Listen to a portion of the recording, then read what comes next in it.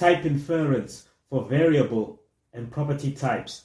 Type inference is a process of automatically deducing the type by analyzing its usage.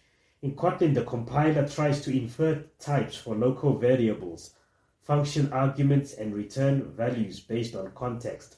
By default, all variables are non-null, with no explicit type required if an initializer is used. We can explicitly specify the type if needed by adding an explicit annotation or using question mark to prevent nullable types from being inferred from context. Type inference is a process of automatically deducing the type by analyzing its usage.